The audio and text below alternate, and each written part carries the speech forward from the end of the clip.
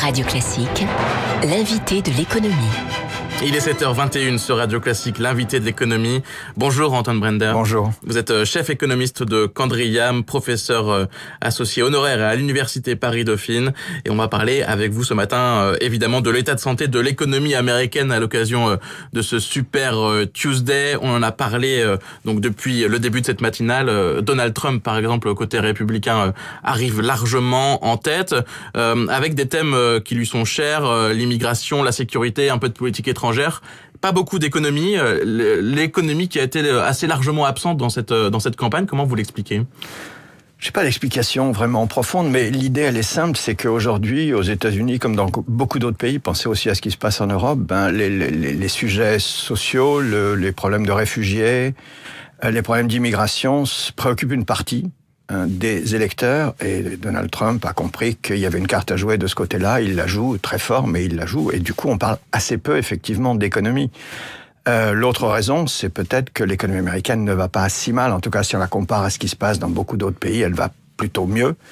Et on n'a pas besoin aujourd'hui de trop mettre l'accent là-dessus. Encore que, il faut se rappeler que ce que nous dit toujours Donald Trump, c'est que grâce à lui, grâce aux baisses d'impôts qu'il propose, l'économie va d'un seul coup devenir quelque chose d'extraordinaire, croître, etc., etc. Il promet beaucoup de croissance avec les recettes qu'il a, c'est-à-dire un régime ultra-libéral. On va voir petit à petit comment ça évolue. Alors justement, on parle de la santé de cette économie américaine. Le redressement depuis la récession de 2009 est si spectaculaire que ça ? Il est spectaculaire si on le compare à l'absence de redressement des autres. C'est surtout ça qui fait le côté spectaculaire. Si vous regardez, il y a deux économies qui sont vraiment sorties du trou depuis la crise de 2008-2009. C'est l'Angleterre, c'est les États-Unis. Par contraste, la zone euro, le Japon, reste enfoncé dans une ornière dont ils ont du mal à sortir. Donc, du côté américain, effectivement, la croissance est repartie, elle est modérée, elle n'a rien à voir avec ce qu'on avait connu avant la crise, mais elle est là. Avec un peu plus de 2% chaque année. Oui, on est sur 2%, 2,5% selon les mois, les trimestres, les années. Le taux de chômage, parce que c'est quand même important, le taux de chômage était monté au-dessus de 10%, on était sur un taux de chômage qu'on n'avait jamais vu aux États-Unis. On est redescendu sur un taux de chômage qui est maintenant autour de 5%, oui, donc on pourrait dire, 2 fois moins, on pourrait dire que beaucoup de choses sont redevenues normales. À un détail près, c'est que malgré la baisse du taux de chômage, on n'a pas de hausse de salaire spectaculaire, et ce qu'il faut rappeler, c'est pour ça aussi que les problèmes de redistribution sont un sujet important qui va sortir quand on va opposer les démocrates et les républicains, qui va devenir un sujet important, c'est que les revenus des classes moyennes, et on ne parle même pas des classes inférieures, ont connu absolument aucune progression pour l'instant. Si on regarde le revenu médian de la population américaine, il ne progresse pas. Et les revenus des ménages les plus pauvres, j'ai retrouvé les chiffres hier, ont même diminué. Entre 1990 et 2014, ils ont diminué. Absolument, en termes réels, corrigés de l'inflation, etc. Les revenus baissent effectivement pour les catégories les moins favorisées de la population américaine en termes réels. Et ça fait partie des problèmes que le président démocrate avait essayé de résoudre. Il faut se rappeler qu'il y a eu des gros débats et ça a même mobilisé une partie de la présidence américaine sur l'assurance santé pour tous.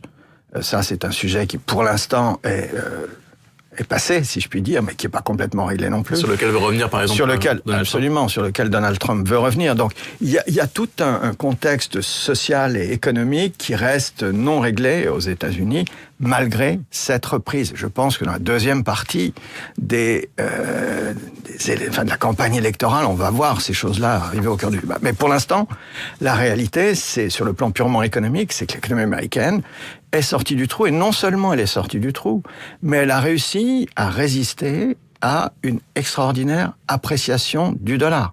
Autrement dit, les États-Unis ont accepté de laisser leur monnaie s'apprécier, la force de leur reprise intérieure a été suffisamment solide pour qu'ils puissent en laisser une partie à l'extérieur. Et ça nous a bien aidé, il n'y a pas que nous d'ailleurs, mais c'est une des contributions qu'ils ont amené aussi à l'état économique du reste du monde, c'est d'accepter que leur monnaie s'apprécie. Il n'y a pas eu beaucoup de monnaie qui l'ait fait. Autre point noir, tout de même, c'est l'état des finances publiques. On en parlait tout à l'heure, 14 000 milliards de dollars, c'est l'endettement record des États-Unis, et ça, on en parle peu aussi. Absolument. Une des raisons de la reprise, plutôt du contraste entre ce qui s'est passé aux États-Unis et ce qui s'est passé en Europe, c'est la différence complète en matière de stratégie budgétaire. En Europe, on a voulu très vite, on en a beaucoup parlé. Rééquilibrer les budgets, on a cassé la reprise européenne. Aux États-Unis, on a accepté de rééquilibrer beaucoup plus lentement le budget. Le résultat, c'est que le déficit public américain, il est toujours important, et la dette américaine est sur des niveaux effectivement inquiétants. Et donc, l'un des enjeux des années qui viennent, c'est comment on va maintenant rééquilibrer le budget, parce qu'on ne peut pas laisser la dette monter à l'infini.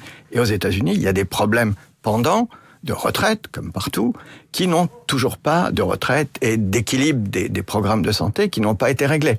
Et donc, on va voir, là aussi, se dessiner petit à petit une opposition entre Donald Trump, qui va dire « mais la seule croissance que je suis capable de générer, ça va être quelque chose qui va ressembler à ce qu'on a connu avec les années Reagan. En baissant les impôts, on aura plus de croissance et on rééquilibrera le budget. » Baisse d'impôts énorme. Oui, mais c'est tout à fait une logique. C'est Reagan au carré, si je puis dire. C'est-à-dire que en baissant les impôts, on va rééquilibrer le budget parce qu'on va générer tellement de croissance. Sauf qu'on s'est aperçu que ça n'avait pas marché avec Ronald Reagan, et on risque de s'apercevoir de la même chose, mais avec des niveaux de dette qui sont beaucoup plus élevés aujourd'hui. Donc là, il y a vraiment quelque chose d'important à suivre en matière budgétaire. Et quand on chiffre le programme de Donald Trump, on arrive à une baisse des recettes fiscales de 9 500 milliards de dollars sur 10 ans. Oui, alors c'est colossal, surtout par rapport au problème de rééquilibrage budgétaire qui, pour l'instant, n'ont pas été résolus. Il y a un point aussi qu'il faut évoquer, c'est que le budget, c'est pas le président qu'il vote, c'est le Congrès. Et aujourd'hui, une des grandes questions également qu'on va se poser en termes politiques aux États-Unis, c'est quelle va être la nature du prochain Congrès, parce que c'est le Congrès qui vote le budget.